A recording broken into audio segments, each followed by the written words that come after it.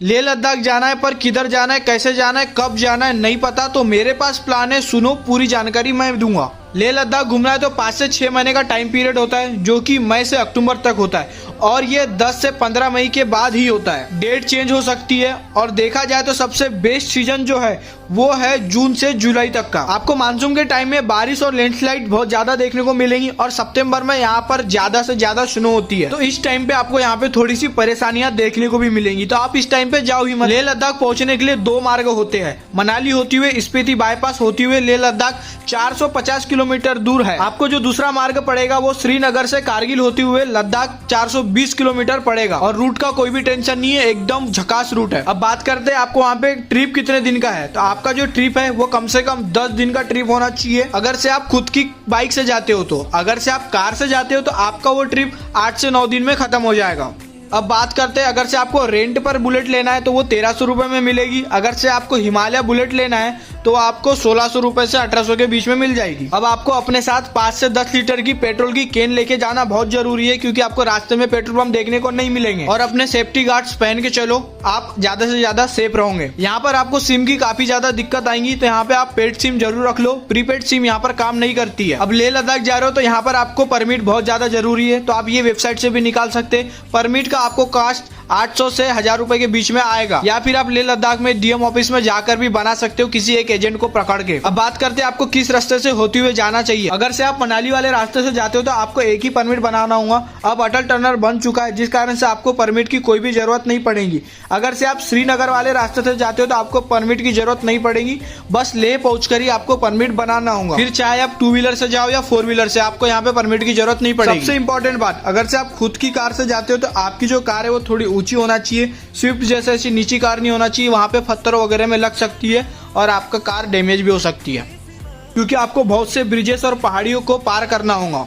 अगर आप किसी कार या पैकेज के जरिए यहाँ पे आते हो, प्राइवेट टैक्सी करके भी आप यहाँ पर आते हो, तो आपको यहाँ की साइट सीइंग नहीं देखने को मिलेंगी, क्योंकि यहाँ पे कमर्शियल व्हीकल को जाना मना है। ये 5 से 6 महीने के लिए खुलता है, तो यहाँ का लोगों का कहना है कि हम भी थोड़ा बहुत पैसा कमा ले, तो आप यहाँ पर बाहर की कोई भी गाड़ियों से घूम नहीं सकते। हाँ, अगर से आपकी खुद की कार है तो आप यहाँ पर आराम से घूम सकते हो। अब यहाँ पर बाइक वालों के साथ भी यही क्वेश्चन आएगा, तो भाई सेम पोजीशन आपके साथ भी यही रहने वाली है। अगर से आप खुद की बाइक से आते हो तो आपको सब कुछ घूमने दिया जाएगा, अगर से आप किसी की रेंटल बाइक के जरिए आते हो तो आपको यहाँ पर घूमने नहीं मिलेगा। तो आप जिस भी बाइक या कार के साथ आ रहे हो तो उस बाइक और कार को होटल में पार्क कर दो और वहां से बाइक रेंट पर ले लो। 2500 से 2000 में किस्सा खत्म है। अगर से आप मनाली होती हुए या श्रीनगर होती हुए यहाँ पर आते हो तो आप एक दिन में इतना बड़ा डिस्टेंस तो कवर नहीं कर पाओगे, तो आपको यहाँ पर आधे रास्ते में ही एक दिन का स्टे बनाना चाहिए। अगर से आप मनाली से आ रहे हो तो आपको जो भी बेस्ट लगे, जहाँ तक आप पहुंच सकते हो वहां पर आप स्टे ले लो। और अगर से आप श्रीनगर होते हुए आते हो तो आपको सबसे बेस्ट स्टे रहेगा कारगिल।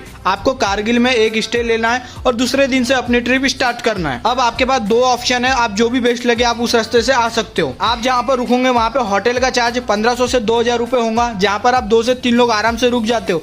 अगर से आप टेंट में रहना चाहते हो तो वहाँ पे 1500 से 2000 रुपए पर पर्सन के हिसाब से दिया जाएगा। तो देखा जाए तो आपको यहाँ पे टेंट थोड़ा महंगा देखने को मिलेगा। अगर से आप यहाँ पर खाना भी खाना चाहते हो तो आपका जो खाना है वो 200 रुपए पर टाइम का होगा।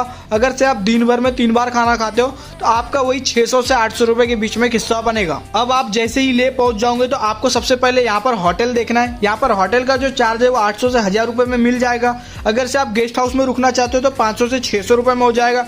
अगर से आप कोई 5 स्टार होटल देख रहे हो तो वो आपको 5000 से 10,000 तक के मिल जाएंगे। अब आपको यहाँ पर जो भी बेस्ट लगे आप वहाँ पर आराम से रह सकते हो। आपको लेह लद्दाख में भी सेम वही खाना 200 से 250 रुपए में मिल जाएगा। अब आप यहाँ पर 3 दिन जितना चाहे उतना घूम सकते हो। अब आपको पहले दिन कहाँ जाना है तो सुनो। पहले दिन आप निकल जाओ यहाँ की पूरी साइट सीइंग देखने को, जिसमें आपका पूरा एक दिन निकल जाएगा और आप यहाँ पर लोकल मार्केट भी इंजॉय कर सकते हो, घूम सकते हो, मजे ले सकते हो और शॉपिंग भी कर सकते हो। अब दूसरे दिन निकल जाओ पेंगोंग लेक। यहाँ पर आप खुद की बाइक या कार से तो आ सकते हो, पर आपको परमिट निकालना होगा।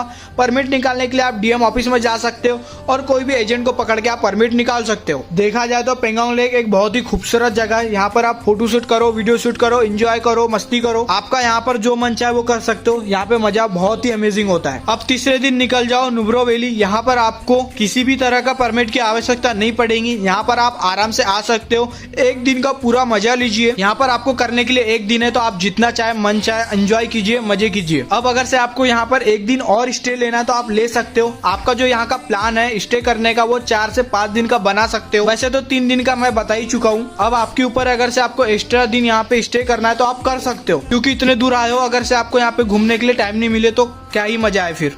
अब बात करते हैं आपको यहाँ पे कितना खर्चा आने वाला है। अगर से आप रेंट बाइक करके आते हो तो आपको 15,000 से 16,000 रुपए तक का यहाँ पे खर्चा आने वाला है। अगर से आप खुद की बाइक से यहाँ पर आते हो तो आपको यहाँ पे कम खर्चे में काम हो जाएगा। और अगर आप यहाँ पे अपनी पर्सनल कार से आते हो तो यहाँ पर आपको 15,000 से 18,000 रुपए के बीच में खर्चा आएगा। और आप अगर से ग्रुप में आ रहे हो तो इसका भी बजट कम हो जाएगा। ये बजट सिर्फ पर पर्सन के हिसाब से बताया जा रहा है। अब अगर से आपके पास ना बाइक है ना कार है तो आप सबसे बेस्ट है एक पैकेज पकड़ लो, जिसका बजट आपको 20,000 से 25,000 के बीच में आएगा। और अगर से आप खुद के जरिए भी घूमना चाहते हो तो मैंने आपको बता दिया, आप बाइक या कार रेंट पे ले लो, खर्चा आपका 15,000 से 16,000 में आएगा। तो आप यहाँ पर खुद से घूम के भी एंजॉय कर सकते हो, मजे ले सकते हो। तो अगर से आपको हमारी ये लेह लद्दाख की वीडियो बहुत अच्छी लगी हो तो ज्यादा से ज्यादा लाइक कीजिए और हमारे चैनल को सब्सक्राइब कीजिए। मिलते हैं ऐसी अमेजिंग नेक्स्ट वीडियो के साथ। Bye bye, love you, take care.